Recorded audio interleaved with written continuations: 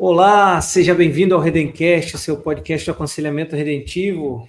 Hoje vamos falar sobre um tema que está sendo bastante debatido aí nos últimos dias, a adultização. Nós vamos falar sobre o coração da adultização. Tentar falar de um tema tão pesado de uma forma um pouco mais leve como a gente costuma fazer. E aí, pessoal, como é que vocês estão? Estamos indo, depois desse choque aí, mas não nos choca por completo. Afinal de contas, quem já conta com a presença do pecado no mundo só aguarda sem expectativa e com muito pesar as muitas e tristes manifestações desse pecado, especialmente no âmbito social. E aí estamos diante de mais uma atrocidade a que o pecado leva o ser humano a cometer. Graças a Deus e graça comum, ele não deixa com que todos caiam nos mesmos abismos, mas a graça especial em Cristo redime até o mais miserável dos pecadores. Bora falar sobre este assunto para que a gente cresça com Cristo e para a glória de Deus. Sem contar que, vez ou outra, nós somos chocados, né, com essa face sombria da nossa pecaminosidade, mas isso acontece, e sempre aconteceu, nos lugares escuros da experiência humana, nos lugares pouco supervisionados, nos lugares onde o dinheiro fala mais alto, onde os poderosos se acham impunes.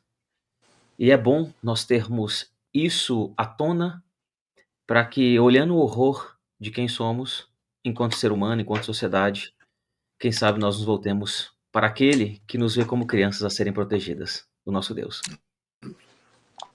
E antes que você ache que esse vídeo tem algum cunho político, calma aí. Não tem nada a ver. Mas a gente é bem lembrado pela palavra de que o Senhor nos lembra de como nós devemos tratar as nossas crianças. E quando alguém decide deturpar isso aí, é quando o evangelho se levanta e diz: o caminho não é esse. Existe uma outra faceta, pode haver um novo coração para as questões, inclusive, das nossas crianças. E se a gente pode conversar sobre isso, então que conversemos, né? Conversemos. Bora, Pois é, meus caros. Eu quero saber de vocês, primeiro, quando esse tipo de coisa acontece, muitas vezes a gente ouve de repórteres, ou enfim, na sociedade, um espanto, a gente percebe um espanto, e geralmente tem aquela expressão: como que esse tipo de coisa ainda acontece em pleno século XXI? Como se a evolução da sociedade, o passar dos anos, fosse algo purificador ou santificador da sociedade. Como se isso acontecesse no século XVIII, tá tudo certo, mas no século XXI, como que pode acontecer esse tipo de coisa? Tem uma conclusão porque... quando nós Então, vai lá. pensamos em sociedade, porque nós acreditamos que a sociedade evolui, né? Quando eu falo nós, não estou falando especificamente nós, os crentes, mas estou falando a cultura de maneira geral nos treina a pensar que há uma evolução em termos de sociedade, em que a humanidade ela acompanha essa espécie de evolução tecnológica. E a tecnologia, de fato, ela evolui, ela cresce, até revoluciona. E a expectativa geral é que os seres humanos eles acompanham essa espécie de evolução tecnológica. Mas eu não acredito nisso. Para começar, eu acredito que tem uma diferença entre avanço e evolução. A sociedade, a humanidade, por assim dizer, ela continua avançando no sentido de prosseguir com a sua existência. Evoluir, crescer, amadurecer, superar as suas limitações, olha, eu já não acho que isso aconteça. Ou melhor, eu acredito que isso não aconteça. Nós não evoluímos. A única maneira que nós podemos abandonar as nossas desgraças em termos de humanidade é com redenção. A gente não precisa de evolução, a gente precisa de redenção. Então, desde que o mundo é mundo, o pecado ele se expressa através de desejos desordenados, de coisas chocantes. Eu me lembro quando eu ainda era seminarista e nós organizamos uma viagem missionária para o Amazonas, para subir o Rio Negro, junto com outros seminaristas e com alguns professores do seminário. Nós passamos por algumas comunidades ribeirinhas onde não chegava policiamento, não tinha bombeiro, não tinha nada disso. Onde as meninas de 13 anos de idade, elas já chegavam se insinuando para a gente, e pedindo, olha, se você me levar para Manaus, eu faço o que você quiser. A ideia delas a gente vai colocar elas dentro do barco e levá-las para Manaus, e não sei se daríamos dinheiro, eu não sei muito bem. Eu só sei que eu fiquei profundamente entristecido com aquilo que eu vi. As palavras que aquelas meninas, são meninas, estavam dizendo não eram apenas palavras de meninas que foram abusadas, mas eram palavras de meninas que estavam destruídas. E conversando com pessoas lá, eles falaram, olha, não tem polícia, não tem bombeiro, não tem autoridade, as comunidades ficam isoladas pelo rio. Aqui os próprios homens e mulheres vão notando que as meninas vão crescendo, começando a ganhar corpo, e num lugar onde não tem variedade de pessoas, eles já começam a enxergá-las como uma possibilidade potencial. Antes dos 13, 14 anos de idade, todas as meninas foram iniciadas sexualmente dentro da própria casa, dentro do próprio círculo, de maneira que elas não têm direito à proteção, porque elas mesmas são oferecidas como sacrifício de uma sociedade em que não há o evangelho e se afastou de Deus. Eu não me esqueço disso. Eu não me esqueço disso. Há lugares onde as nossas meninas não têm segurança para crescer, para se tornar mulheres. Elas só receberam o direito de existir e serem objetos. É realmente muito triste e marcante. E a gente não percebe como a noção de melhora moral automática da sociedade encobre esse tipo de maldade visceral do ser humano. Não estou dizendo que todos sejamos assim. E a gente se esquece que potencialmente somos a graça de Deus que nos impede, a todos nós, a graça comum de Deus, impede a todos nós de dar vazão a toda a potencialidade do nosso pecado, mas a expressão, que essa expressão pode ser dividida em duas partes, em pleno século XXI, ela se esquece de que isso sempre aconteceu. E mesmo que a gente condene séculos passados dizendo não é que está tudo bem ter acontecido no século XVIII, sempre esteve errado, o problema está acontecendo agora, a gente já teria superado isso como sociedade. A pergunta é como? Qual foi o método que foi usado, a não ser deixar as coisas correrem soltas, sem nenhuma guia moral mestra, para que a gente pudesse dizer a sociedade está melhorando. Até porque as sociedades que melhoraram, os esforços morais, os reformistas morais, eles estavam inseridos em sociedade. Então, não são só, e aí é a parte mais triste, né? Quando a gente pensa na denúncia de adultização que varreu a internet, ela não aconteceu só em sociedades ribeirinhas. Isso está acontecendo na nossa vizinhança. E agora, com a ausência de fronteiras da internet, isso, infelizmente, não precisa acontecer em algum lugar distante, escondido pela ausência de civilização. Eu acho que o pleno século XXI e o avanço tecnológico se tornaram uma plataforma na qual a maldade humana tem feito o seu show, tem feito isso desmedidamente, porque no século XVIII para o XIX, e piorado no século XIX para o XX, eu não estou usando só o seu século XVIII como referência, André, mas é porque, de fato, nós estamos pensando aí nas últimas revoluções mais modernas, e o iluminismo, e mais recentemente o pós-modernismo, eles anularam do horizonte cosmovisional das pessoas que eixos morais de cunho religioso são úteis para minimizar esses efeitos da maldade. Então, sem os eixos morais, a gente passou a crer que o homem era inerentemente bom. E essa segunda parte da frase, a parte anterior, esse tipo de coisa, a gente, para nossa tristeza e vergonha, de vez em quando precisa ser lembrado do potencial de maldade que o ser humano pode chegar. E infelizmente esse tipo de coisa acontece para mostrar a sujeira, a nojeira, a profundidade, a falta de noção a que a gente é capaz de chegar quando a gente se esquece de que somos maus, e não fora Deus, essa maldade alcançaria píncaros absolutamente inexplicáveis e absurdos.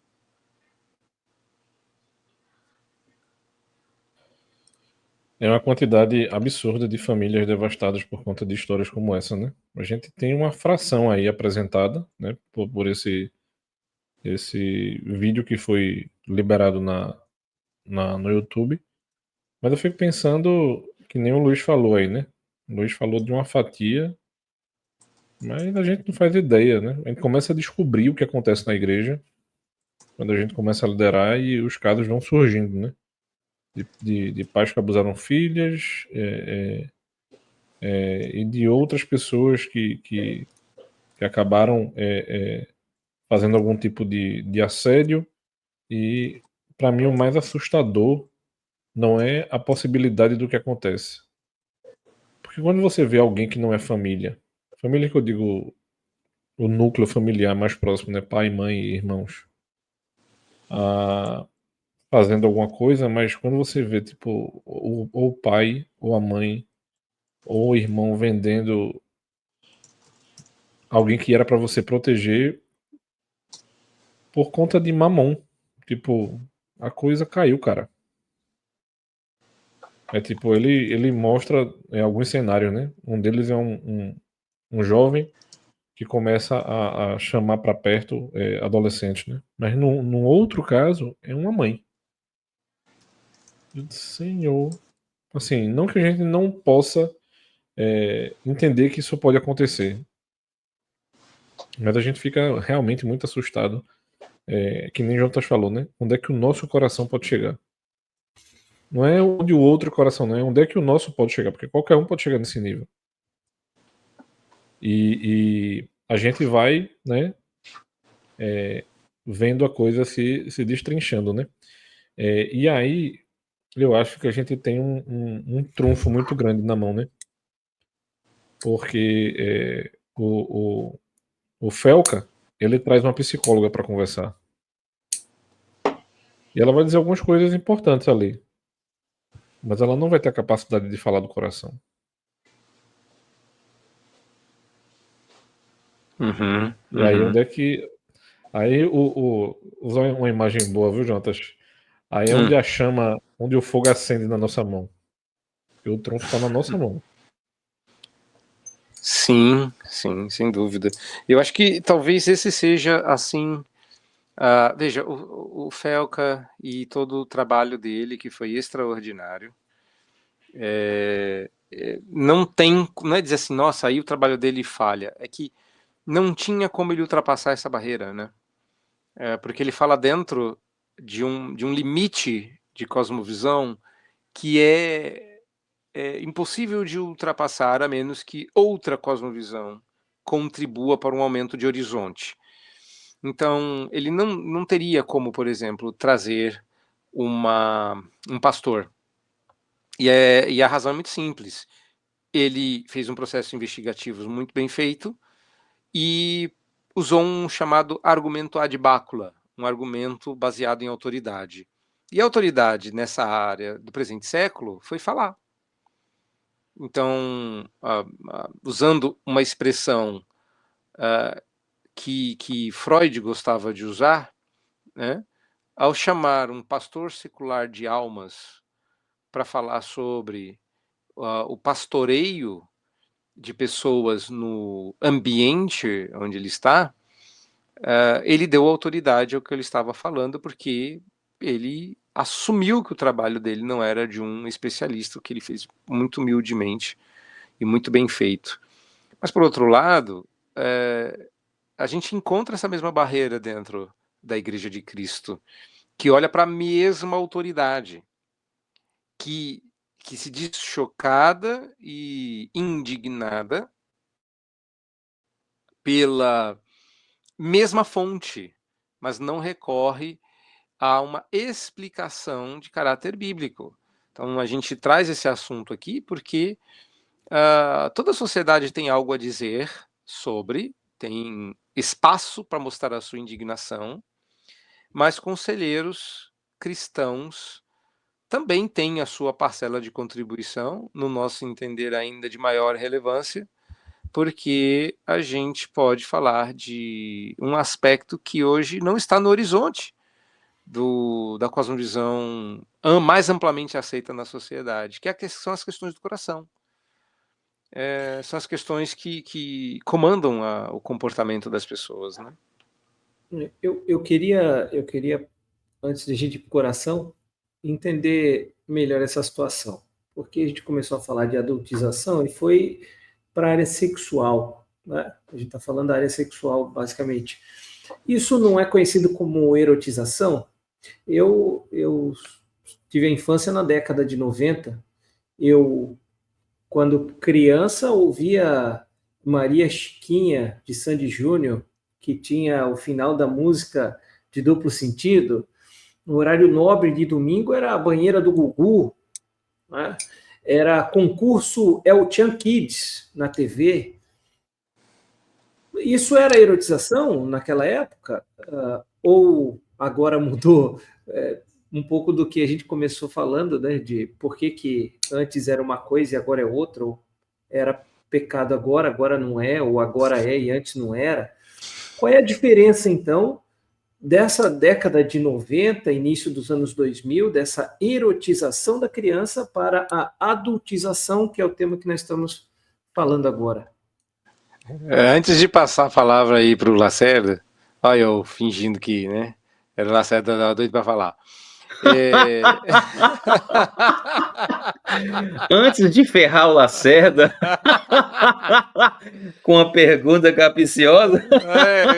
Essa que é difícil, eu vou gastar um tempo para pensar, vou botar o Lacerda se queimando. Mas é uma coisa curiosa, né? Eu acho que uma das coisas que a gente podia dizer mas André, isso era no século XX, né? A gente já evoluiu desde lá, né? As apresentadoras não usam mais shortinhos e crianças já não são mais usadas para diversões de adulto. Então, isso não deveria acontecer mais no século XXI. A pessoa, tipo, faz 3 meses que houve a libertação da escravatura e a pessoa já quer uma sociedade livre. Veja, quem nos dera, né? A gente tivesse crescido tanto ao ponto dessas coisas não estarem mais acontecendo. Mas é uma coisa curiosa, a gente se esquece desses detalhes. Entretanto, antes de passar a palavra para o Lacerda, é que algumas pessoas diriam que tem diferença, e eu não estou dizendo que essa seja a diferença entre adultização e erotização, mas algumas pessoas diriam o seguinte: o El Chan era de adultos, e na banheira do Gugu não entravam crianças.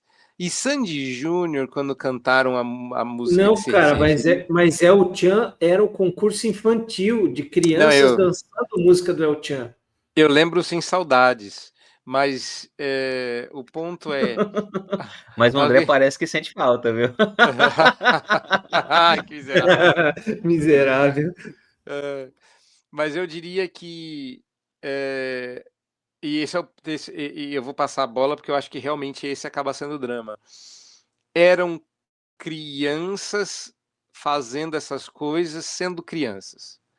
Ou seja, o duplo sentido na música da Maria Chiquinha era feito com a vozinha de criança, tinha uma questão que parecia assim, nossa, ela falou, mas ela não percebeu o duplo sentido.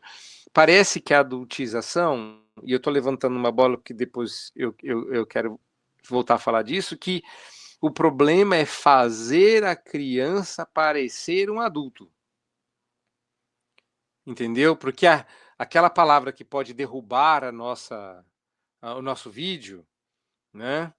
Que tem como raiz grega a palavra amizade, que em grego é filia, né? E aí, para bom entendedor, meia palavra em grego basta. Eu acho que nesse Ó, o dom de línguas ponto, aí. não é? Fica essa para você, reformado pentecostal, né? Ou seria Eu, pentecostal reformado? eu vou ficar aí quieto. Eu vou passar logo essa palavra. Mas eu acho que o ponto é, eu acho que antes alguém diria assim, mas eram crianças sendo crianças. Agora, aí você está erotizando a criança. Agora você está queimando a etapa e fazendo essa criança parecer um adulto. E aí o meu ponto é, claro que eu não concordo que isso seja um problema de só menos importância, mas me parece que alguém poderia argumentar nesse sentido, né? Vai, Lacerda. Eu diria o seguinte: nem toda erotização é adultização, mas toda adultização necessariamente impele a erotização. Da seguinte maneira, esse é um esforço meu de organizar e sistematizar e definir esses dois termos. Porque adultização seria introduzir comportamentos, responsabilidades e preocupações típicas de adulto de forma precoce, inclusive preocupações sexuais. Agora, no caso da erotização, estimular, requerer comportamentos e referências sexuais inadequadas à idade. E é por isso que eu estou concordando com aquilo que foi dito. Eram crianças fazendo coisas erotizadas, mas ainda como crianças. Agora nós temos crianças erotizadas fazendo coisas de adultos. Porque a adultização pode incluir pressões sociais, responsabilidades estéticas, tanto que nós temos crianças que estão querendo fazer implante de silicone, meninas, né? A menina nem chegou na puberdade direito, já está insatisfeita com o seu corpo, de maneira que elas, antes de terminar o seu desenvolvimento fisiológico, elas já querem fazer implantes ou fazer procedimentos estéticos que vão torná-las mais parecidas com adulto, enquanto elas deixam de ser crianças. Já a erotização, per si, né, ela pode incluir roupas, poses, uma linguagem de conteúdo e conotação sexual. Não são coisas muito diferentes. Se a gente pensar em termos gráficos, uma coisa tangencia a outra, né? Mas eu diria que a erotização ela é parte da adultização, porque não tem como adultizar uma criança sem você chocá-la, sem você delacerar a sua infância com as demandas sexuais de um adulto pervertido.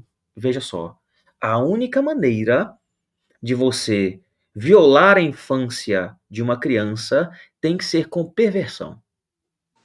Porque não é o assunto da sexualidade em si que viola a infância. Crianças têm que ser educadas com sabedoria e biblicamente quanto à sua sexualidade, quanto à proteção do próprio corpo, quanto a ter um imaginário puro e santo acerca da sexualidade. Mas e isso não viola a infância. Muito pelo contrário. Conforme o desenvolvimento da criança, os pais precisam doutrinar a criança, inclusive nesse aspecto. O que viola a criança é a perversão sexual. O sexo, o assunto sexual em si, não viola. É a perversão. E isso que rouba ela. E a criança, ela não tem as categorias ou repertório necessário para entender aquilo que aquela perversão que lhe está sendo apresentada. Porque criança não é inocente. E deixa eu explicar o que eu quero dizer com isso. Criança não é inocente em que sentido? Todo mundo já nasce culpado perante o tribunal de Deus. As crianças não são diferentes. A Bíblia vai dizer, em pecado me concebeu minha mãe. Mas as crianças, elas são ingênuas. Essa é a diferença. Todos nós somos culpados. A criança também, perante o Senhor. E eu não, obviamente, eu não estou dizendo que a criança é culpada do abuso, tá? Não entendam, não me entendam mal. Mas pela criança ser ingênua, ela não tem as categorias necessárias para poder avaliar adequadamente aquilo. E quando ela vai ganhando essas categorias, já é tarde demais, porque o imaginário dela, o coração já foi amargado, a maneira como ela se enxerga, a maneira como ela enxerga carinho, a maneira como ela enxerga valor, a maneira como ela enxerga pessoas que protegem, o senso de cuidado e amor, está tudo deturpado.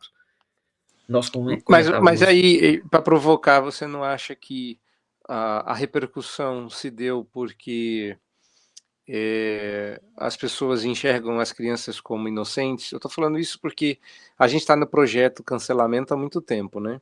E Agora vem, né? agora vem, porque assim, há uma indignação generalizada na internet com respeito à denúncia da adultização. Aí vem a gente e diz assim, porque assim, todos nós aqui concordamos com o Lacerda, ninguém tá pondo ele no fogo, do tipo, foi ele que falou que criança não é culpada, não é? Não, crianças, todos nós nascemos culpados, e a prova da nossa culpa diante de Deus, porque o resultado da culpa causada pelo pecado é a morte, é que potencialmente crianças podem morrer. A única forma de reverter isso é a redenção em Cristo, que não reverte a morte agora, mas aguarda pelo dia da ressurreição, coisa que vai além da nossa discussão hoje. E essa, obviamente, não é a única prova, mas ela é uma das provas cabais de que a culpa está lá, porque os efeitos dessa culpa também estão presentes ali para demonstrá-la. Então, dizer que uma criança não é inocente não quer dizer que a gente não veja o caráter hediondo disso, mas que crianças são ingênuas e essa ingenuidade delas precisa amadurecer e não ser roubada. Então, meu ponto a gente não deveria deixar isso claro, assim, como antes do cancelamento, para ninguém achar que a gente não está indignado menos do que todo mundo, Totalmente. porque eu acho que a gente está mais. Eu acho que a gente está mais indignado, não menos. E eu acredito que o motivo pelo qual nós estamos indignados, primeiro por causa da graça comum. Quando o assunto é criança, nunca vai ser simples de lidar, porque muitos têm opiniões diferentes sobre crianças, mas me parece ainda restar na estrutura de pensamento da humanidade que criança é algo que precisa ser pensado, avaliado. É por isso que é assunto sempre difícil. Ministérios de criança em igrejas são difíceis. Então, sempre é difícil. Por quê? Deus nos vê como crianças. Em última instância, nós, como imagem e semelhança de Deus, nós não conseguimos olhar para uma vida no início ali, na sua primeira década, nas suas primeiras décadas, e dizer, isso aqui é qualquer coisa. Mas quanto mais a nossa sociedade ela se afasta dos princípios bíblicos, ela vai relativizar isso, relativizar o início da vida, aprovando ceifar uma vida ainda no ventre. Ela vai colocar que crianças são demandas a serem vencidas. E veja, de maneira geral, eu acredito que a nossa sociedade ela acaba protegendo criança porque ela não sabe muito bem o que fazer com ela, mas a gente não vive um tempo bom, não. Por isso que eu digo que eu não confio em quem não gosta de criança. Não é questão só de preferência, é questão de visão, de valores. Né? Porque Jesus ele amava tanto as crianças que ele as protegia, ele advertiu seriamente os discípulos. Deus nos vê como filhos e nos protege para a nossa maturidade. Não é o fato de nós sermos como filhos para ele que ele vai nos fazer permanecer infantilizados. Muito pelo contrário. Ele nos propõe crescimento, ele nos protege nesse processo de crescimento, amadurecimento através do Evangelho. Então, a graça comum nos faz perceber, quase que intuitivamente, que há algo ali a ser protegido, embora nós não saibamos bem o que. Perverter essa lógica é demoníaca, porque é Uhum. contrário à ideia de Deus e de Jesus, do seu filho. O irmão mais velho, ele Agora, odeia quem vitimiza seus irmãos mais novos. nossa, boa. Eu ainda acrescento outro negócio aí só para vê-lo desenvolver mais. Não era só Jesus que gostava das crianças. É digno de nota que as crianças também gostavam de Jesus. Porque Perfeito, completamente. na medida em que Jesus as protegia, elas se sentiam protegidas por ele. A proximidade lhes era familiar. E hoje a gente tem o golpe fatal nessa ingenuidade que a gente já falou aqui e precisa dizer de novo. Eu não sei qual é a porcentagem, eu sei que ela é alta, de que esses abusos e ataques e perversões que destroçam o coração de uma criança acontecem em um ambiente, aspas, familiar. Ou seja, é sempre alguém, aspas, próximo ou que se aproxima, porque criança reage muito rápida e instantaneamente a quem lhes ameaça. Então, é uma traição em um nível muito profundo dentro do coração de uma criança ver alguém que ganhou a sua confiança, prometeu proteção e entregou perversão, exposição e sofrimento.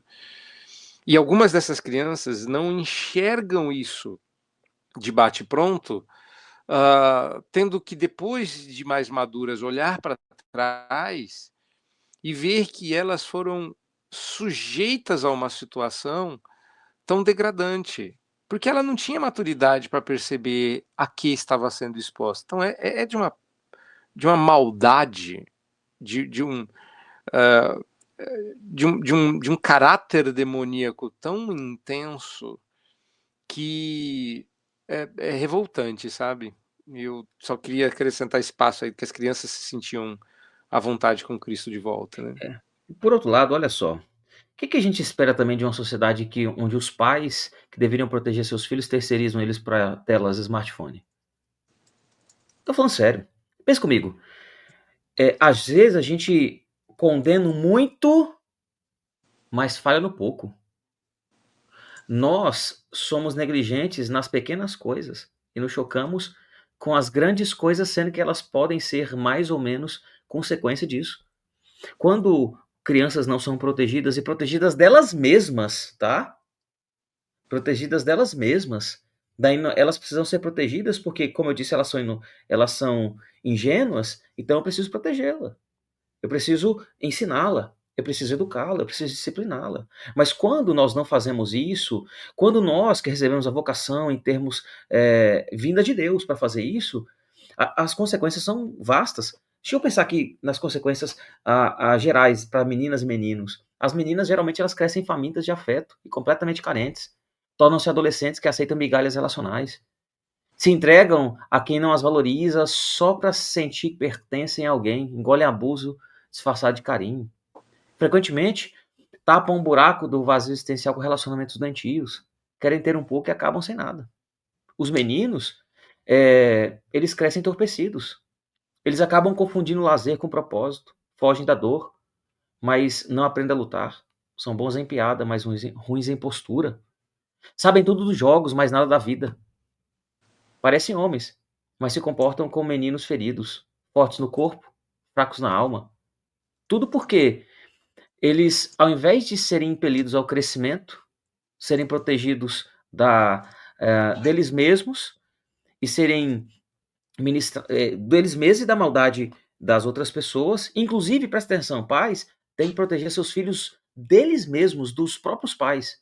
Tem pai que protege o filho do próprio filho, tem pai que protege o filho da sociedade, mas tem pai que não protege os filhos da própria maldade dos pais. Tá errado? E aí nós temos uma sociedade completamente distorcida com o que fazer com as nossas crianças. Esse alerta da adultização é um alerta aos pais que que não suportam a infância e a imaturidade dos filhos e que negligencia seus filhos ao invés de serem instrumentos de Deus para que eles cresçam maduros e puros para entregar eles ao Senhor. Eu estava lembrando aqui, eu estava querendo escrever um texto sobre, não sobre essa questão em si, mas tem tudo a ver. O crente de hoje, ele com um mosquito, mas deixa um rinoceronte dançar na frente dele. E muitas vezes a gente fica brincando com determinadas coisas. Então, assim, eu acho que a pergunta que André fez lá atrás, da erotização, é tipo assim, a gente permite muitas vezes que os nossos filhos tenham acesso sem controle à internet. Então eles vão começar a consumir determinadas coisas que com muita facilidade pode chegar à pornografia e vai começar a ter a mente transformada por isso.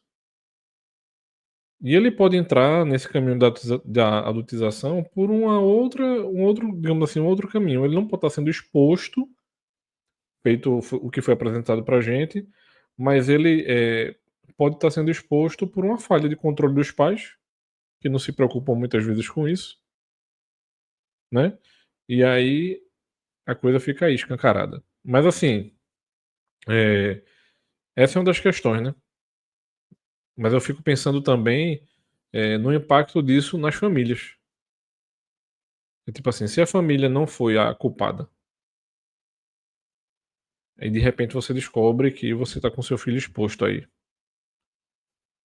Falando Né? em Então, assim, família, você está falando, Rodrigo, em família e tal, me veio aqui agora meu devaneio, né? Ouvindo vozes da minha cabeça aqui, e vou perguntar para vocês. Mas isso não é uma falha, e é isso que você está apontando, né? Eu só quero trazer uma perspectiva dessa falha, de empurrar para a sociedade essa regulamentação. Em que sentido que eu coloco isso?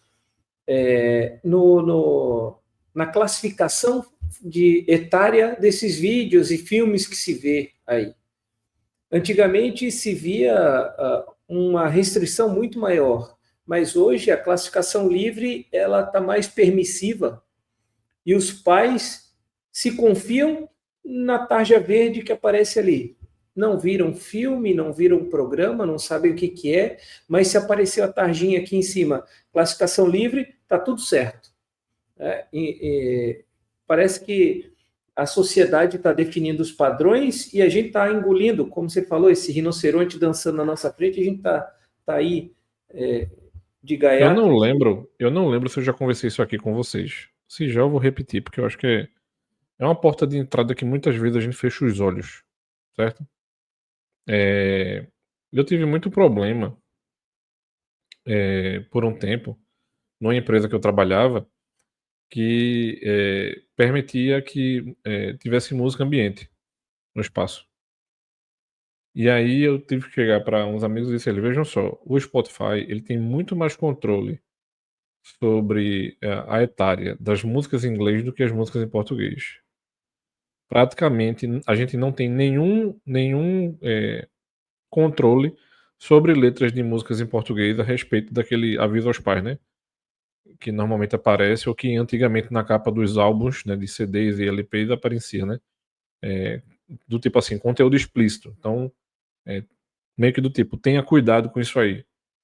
Então, assim, se a gente puder falar um pouco de cultura, culturalmente falando, as músicas atuais elas estão muito erotizadas.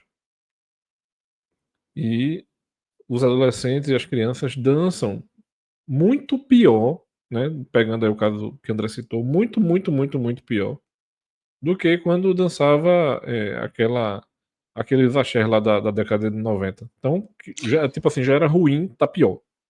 Sabe? Como alguém disse, né, a gente denuncia muito a pornografia e fala pouco da pornofonia, né? Da pornofonia. Pra mim é um absurdo. A pornofonia é um absurdo, sabe? E tipo assim, às vezes a criança nem estava atenta digamos assim, ao que ela vê, mas ela já estava consumindo muito pelo ouvido. E muitos pais não estão nem aí. E eles gostam, eles acham bonito ensinar seus filhos a dançarem. E a gente pensa que não, mas é uma porta de entrada absurda.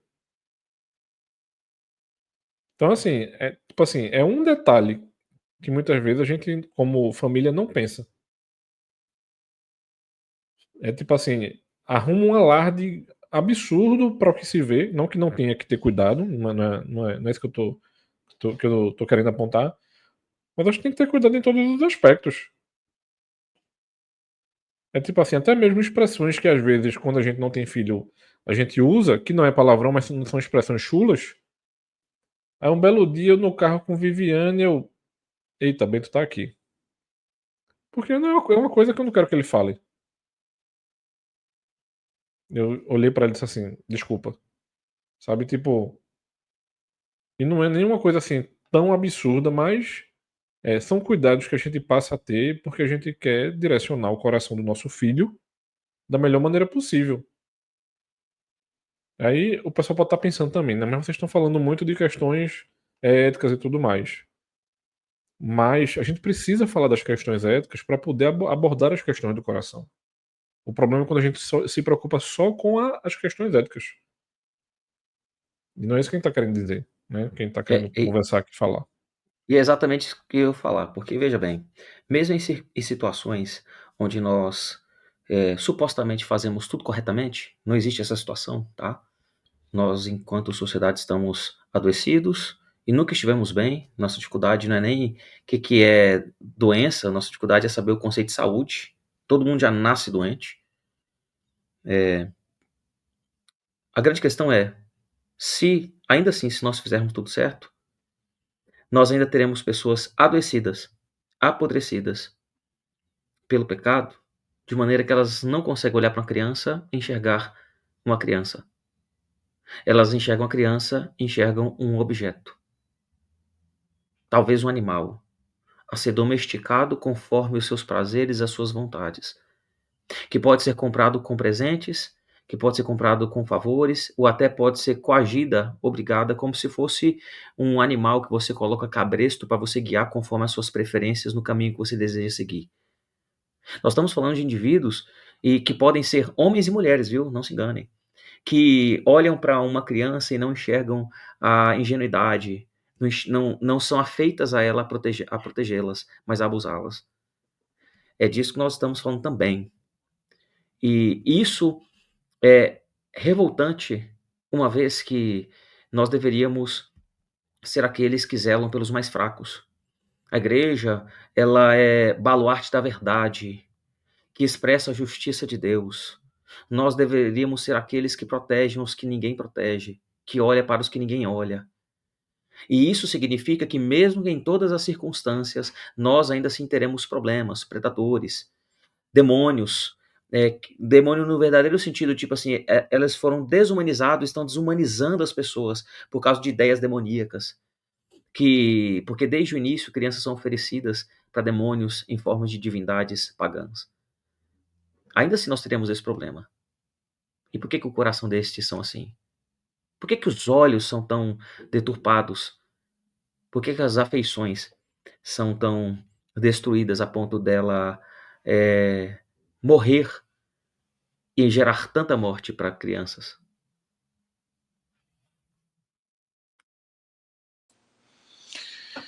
Eu creio que quando a gente vê isso, a gente ainda tem algum tipo de resquício da imagem de Deus no homem, e isso denuncia o fato de que a gente sabe que algo está errado, mas não sabe o que está errado, que percebe o que está errado, mas não sabe como consertar, e clama desesperadamente por uma solução, mas não sabe para quem clamar, e espera uma redenção que não sabe no que vai dar. É um coração incomodado que vê na criança algum tipo de símbolo de pureza. E qualquer coisa que simbolize pureza para uma sociedade adoentada pelo pecado A gente não quer apenas evitar ou virar o rosto. Há uma maldade visceral que quer destruir. E eu acho que o que falta, até mesmo dentro da igreja, é a percepção da seriedade do que significa quando a gente fala desse caráter demoníaco, da desumanização e do quanto as pessoas podem ser diabólicas, é porque existe um diabo real. E a gente esquece que quando Jesus se refere a este como alguém que veio para roubar, matar e destruir, que não é eufemismo. E que ele está nessa missão de cabeça. E se ele tiver a chance, eu vou usar uma expressão aqui que o Lacerda vai reconhecer a autoria e André também, que acho que chegou até aula com ele, que ele está disposto a fazer isso com requintes de crueldade. E a gente esquece disso, porque a gente está lidando com o inimigo como se ele estivesse batendo na gente, ainda que com ira, como se fosse com um brinquedo, com uma luva de pantufa, que ele morde sem dente. E não é, ele está atacando com ferocidade tal que se ele pudesse, diz as escrituras, ele nos destruiria como um leão que anda ao derredor procurando por uma presa. É dilacerar, é destruir, é rasgar, é morder, não é corte limpo. Então, a gente se esquece de que, de alguma forma, a gente fica enternecido quando vê uma criança. Algo reage dentro de nós, porque as coisas nesse mundo simbolizam outras no nosso imaginário. De alguma forma, a pureza, a inocência, não no sentido moral mais absoluto, mas a ingenuidade das crianças, ela nos remete a alguma coisa de caráter moral que é transcendente. E a minha opção é que isso tem algo de Deus, por conta da imagem de Deus no homem, e essa semelhança evoca na maldade, no mal, no coração dominado pelo mal, o desejo de destruição que é típico do maligno. E a gente às vezes esquece da seriedade que isto significa. E a nossa briga é real. A gente ganha com o amor, pela pregação do amor, mas ela é uma briga real. Nós estamos vencendo com armas igualmente poderosas um inimigo feroz. E às vezes a gente lida com isso como se fosse algo menos perigoso. O fato de a gente ter isso em mente nos faz lembrar que Jesus foi criança. Tentaram matá-lo. Abusar dele, pelo menos não sexualmente, mas a vida dele esteve em risco. E uma vez que não conseguiram atacar a criança, o menino Jesus, liquidar, abusar dele, vão tentar abusar de qualquer outra criança, feita a imagem e semelhança de Jesus. Essa tensão sempre vai existir. Há um motivo teológico, né? Se eu não consigo matar o Deus menino, eu mato o menino que não é Deus, mas é a imagem e semelhança dele. Se não mato Deus menino, eu mato os meninos de Deus, né? Exatamente, melhor ainda. Melhorou a frase, parabéns. Mas é verdade, é verdade. E isso significa que nós temos em nós maldade suficiente para sermos o quão mal nós demonstramos, mas também, certamente, a influência. Há uma lógica que gira em torno dos três agentes da maldade, né? O diabo, a carne e o mundo. O diabo, ele se alegra em ver crianças sendo abusadas. A nossa carne pecaminosa vai sendo seduzida, tentada, e vai ganhando gosto, enquanto a nossa sociedade, o mundo, a cultura, vai validando isso de inúmeras maneiras, algumas vezes um pouco mais escondidas, outras mais explícitas, até que o imaginário coletivo vai sendo destruído, a ponto de aceitar coisas inaceitáveis, coisas que são abomináveis diante da lei de Deus. lembrar que o ataque contra as crianças não remonta diretamente ao Éden, que eu acho que aí já seria tentar encaixar o que não está ali, mas na época de Moisés, Faraó atacou as crianças, né? Você lembrou de Herodes atacando as crianças? Exatamente. A questão que eu até achei que ela fosse surgir, e já estamos quase no fim, e ela não apareceu claramente, é porque crianças, e a gente atacar isso diretamente, para mim é porque é o plano de extinção da humanidade engendrada pelo maligno, quer pegar a gente na fonte. Se você adultizar uma criança,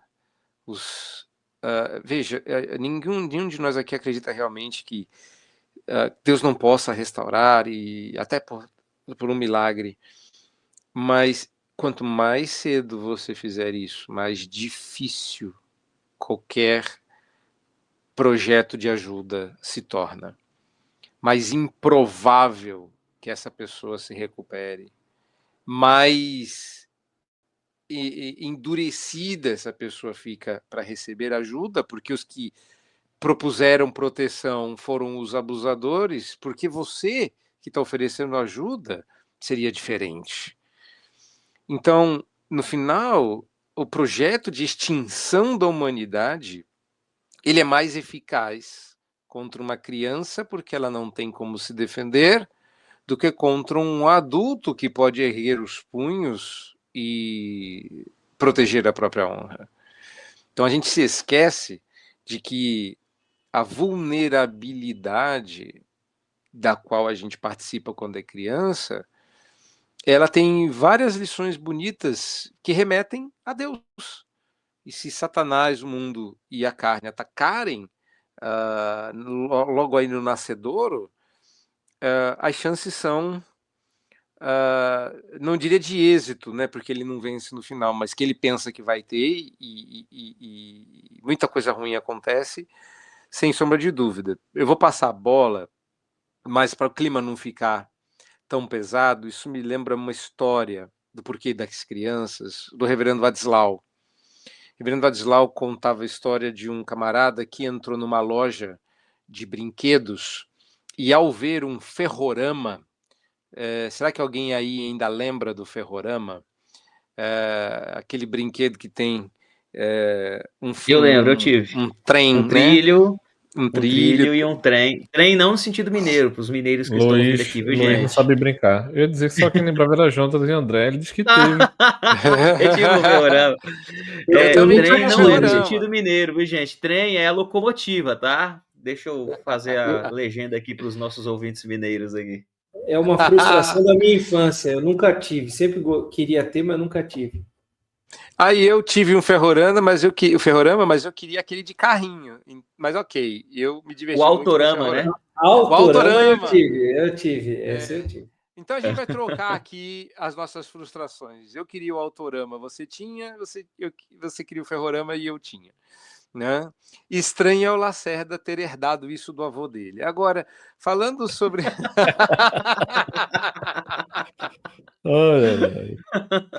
Agora a história do Wadislau.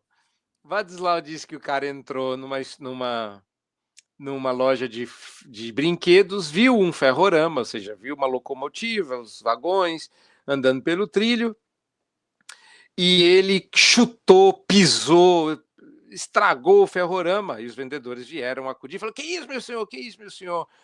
Ele falou assim: não, tem que matar enquanto é pequeno, porque depois que cresce, essa porcaria atropela a gente. O cara tinha sido atropelado por um trem e achou que estava batendo no filhote. Então, então eu acho que Satanás e o mundo e a carne atacam as crianças porque quando é pequeno é vulnerável. Depois que cresce, não dá mais para desviar com tanta facilidade. E a gente esquece que as crianças são os nossos ferroramas, né? Sabe o que é interessante? Na sabedoria bíblica, né? A Bíblia vai mostrar isso lá em Provérbios 22. Ensina a criança no caminho que se deve andar, e ainda quando for velho, ele não se desviará dele. Mas nós nos esquecemos que a sabedoria também está nos ensinando que destrua o caminho da criança quando nova, e quando for velha, permanecerá na destruição. O que serve como exemplo positivo, também serve de exemplo negativo. Se ao invés de ensinar a criança a andar na lei, eu ensino a criança a se desviar da lei, ainda quando for velha, ela vai permanecerá no desvio. Obviamente, nós temos esperança, e graças a Deus por isso. Nós temos histórias de crianças que foram abusadas, que foram desviadas, mas que um dia foram encontradas pelo seu irmão mais velho, Jesus. E que bom que o erro não tem a palavra final, mas aquele que é o caminho se torna caminho a voltar para aqueles que foram desviados do caminho. Um novo pai, uma nova família. Eu queria, da minha parte aqui, antes de passar a bola para o Rodrigo, eu tô demais, né, hoje, só passando a bola para os outros. Antes de passar a bola para o Rodrigo, eu queria sugerir a Eu não vocês quero que não, nos não passa ouvem. nada pra mim não. Quem fica aceitando esse negócio é Luiz. Sai fora, rapaz!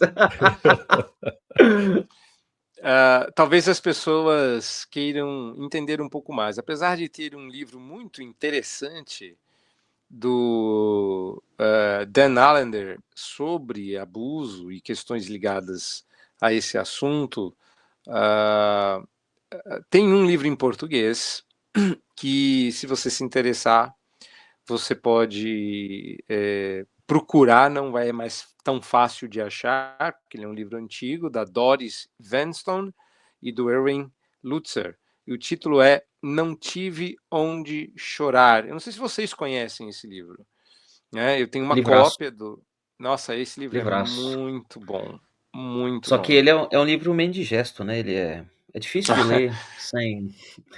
Como Você esse precisa... assunto. Como esse assunto. Exato. Esse é um dos poucos livros que me levou às lágrimas algumas vezes. Eu tive que parar de ler porque eu não estava conseguindo, assim. Mas ele é um livro tão cru no aí essa é a parte interessante. Ele é tão cru no contar do trauma quanto ele é cru no contar da redenção. É cru nas duas. Foi horrível pelo que eu passei e foi maravilhoso o que Deus fez. Não teve muito caminho, meio termo. Eu só vi maldade e em Cristo eu só vi bondade. E foi assim, aterrador, foi tudo muito intenso. Mas é um livro muito interessante e forte, pode ajudar vocês a compreenderem melhor essas questões do ponto de vista bíblico, do ponto de vista da redenção, do ponto de vista do poder de Deus para recuperar qualquer tipo de trauma. Não é fácil, não é simples, não é sempre que a gente consegue, por N motivos, mas não é sem razão que Cristo morreu na cruz para resolver esses problemas, porque só assim, só uma nova vida, só uma nova história para poder dar algum tipo de esperança. E nós temos isso em Cristo. Eu estava lembrando de uma coisa que eu tinha visto uma pregação do Reverendo Emílio na semana passada. Ele veio aqui para Recife, mas eu não pude ir ao encontro.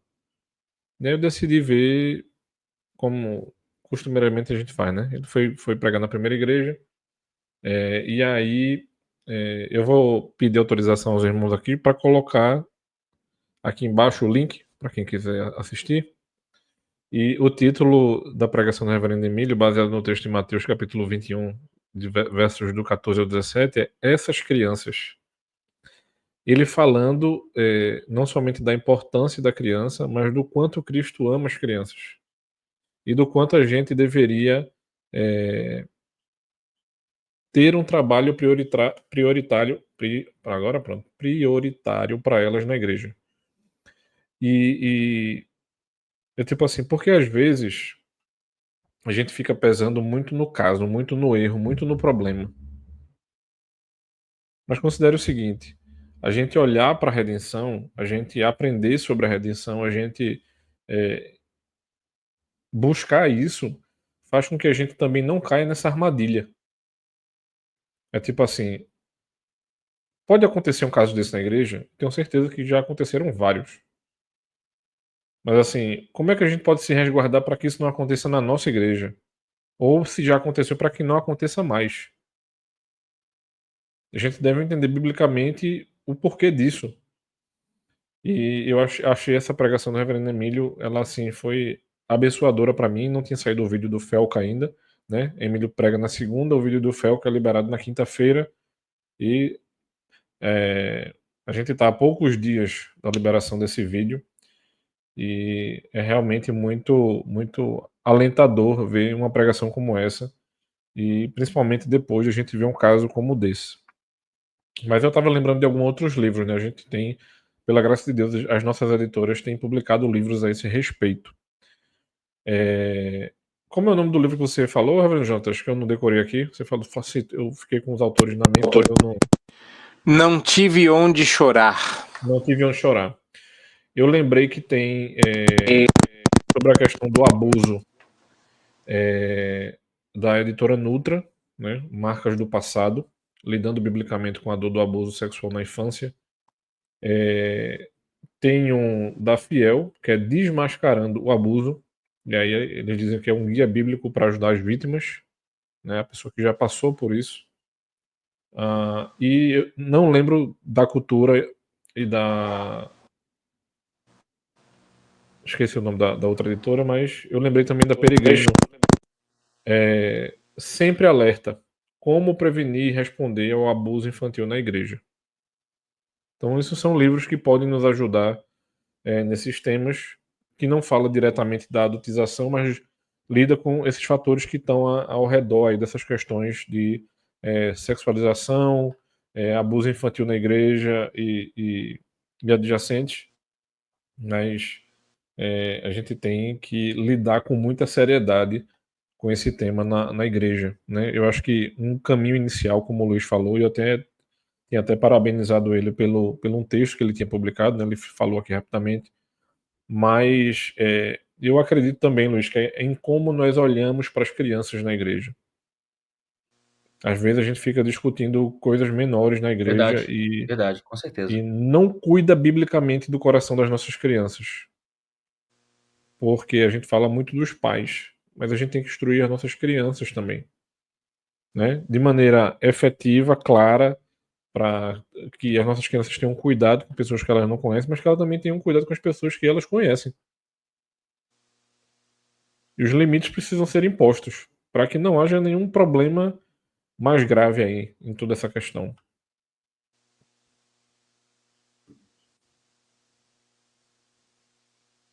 Queria agradecer vocês por me deixarem participar, né, como ouvinte premiado desse episódio. Foi muito bom estar aqui na sala junto com vocês, sendo apenas um ouvinte. Você nunca é só um ouvinte. Hoje eu até pensei se eu vou chamar o Rodrigo como ouvinte premiado, mas eu falei, não, hoje o título é meu, hoje hoje eu mereço esse título. Gente, realmente não há pecado que não seja perdoado, não há trauma que não seja curado em Cristo. É a nossa esperança, é a nossa confiança, e como diz Paulo, quando interpretado corretamente, né, onde abunda o pecado, superabunda a graça. E esse é um dos casos em que se aplica. Né? Se o pecado tem um poder destruidor, a graça de Cristo tem um poder muito maior, que pode restaurar. Né? E eu costumo dizer na minha igreja que enquanto o pecado dilacera o homem, a graça de Deus restaura ou costura todo o que foi dilacerado sem deixar uma cicatriz sequer.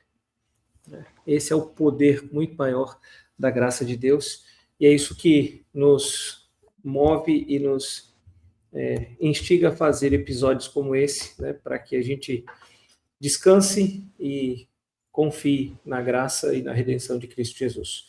Obrigado mais uma vez pela oportunidade de ouvir vocês de dentro da sala. Bem, a alegria é sempre nossa e, apesar da missão parecer mais pesada em um ou outro episódio, a gente sempre pede a Deus que aquilo que Ele nos deu de conhecer do aconselhamento redentivo sirva para abençoar o povo de Deus no reino de Deus, enfrentando as dificuldades que todos nós enfrentamos neste mundo de Deus. Que Ele olhe com misericórdia para nós e nos dê força para enfrentar os nossos inimigos certos da vitória, porque onde abundou o pecado, superabundou a graça. Lembre-se sempre disso. Se você é um daqueles que passou por um problema, como desses que a gente comentou aqui, não acho que a sua vida não tem solução. A gente acredita plenamente que Cristo ele é capaz de restaurar qualquer situação que a gente já passou por ela. Qualquer uma dessas situações ela pode ser restaurada. E Cristo, como o nosso verdadeiro Senhor, ele pode ajudar você. Então, se você precisa de ajuda, não tenha medo de nos procurar. Procure a sua liderança, mas não fique em silêncio. Você precisa de restauração. Não fique preso nesse buraco que você está colocado aí. E a gente entende plenamente que você pode ser cuidado pelo nosso verdadeiro Senhor e Salvador, que é Cristo. Deus quer que você cresça e amadureça, mas não quer que você seja adultizado. A grande diferença é que o Deus que amadurece você, ele protege você, ele santifica você, ele não viola você. Quem adultiza, viola você. E se você foi violado quando criança, como o Rodrigo disse, carrega as marcas disso, volte-se para a cruz. Jesus foi abusado, não quando criança, mas quando adulto, para que você possa ser curado das suas marcas de abuso. Jesus foi objetificado para que você possa ser visto como gente. Jesus foi morto para que você possa viver e viver em abundância. Seu valor não está na erotização, na imagem, nas partes do seu corpo que você entrega. Seu valor e seu senso de identidade não está atrelado àquilo que você aprendeu na infância, ou aquilo que adultos ensinaram você ao te tocar inadequadamente. Seu valor está no seu Pai Celestial e no seu irmão mais velho que se encarnou para resgatar você, para proteger você. Eu sei que você carrega marcas, mas que essas marcas sejam como as marcas de Cristo, que mesmo depois da ressurreição, mantenha as suas chagas, seus furos nas mãos, para que as marcas da humilhação se tornem marcas de vitória. Marcas daquele que tem poder para fazer todas as coisas novas e fazer você viver. O assunto não é bom, nem digesto, e eu não acho que tem que ser. Tem coisa que a gente tem que aprender a engolir seco, para que a gente se volte para água viva, que pode saciar nossa sede. Que Deus abençoe você. Se você tem feridas ainda a ser tratadas, procure um conselheiro bíblico, alguém que pode ajudar você nesse processo de aplicar redenção à sua vida. Não cale os gritos do seu coração, a redenção para você, a vida para você. E se esse é um assunto que precisa ser discutido e ensinado, compartilhe com outras pessoas, curta esse vídeo e nos ajude a disseminar a palavra do maravilhoso conselheiro, que pode ajudar as crianças, os pais e qualquer outra pessoa que precise de redenção. Que Deus abençoe muito a sua vida e até a próxima.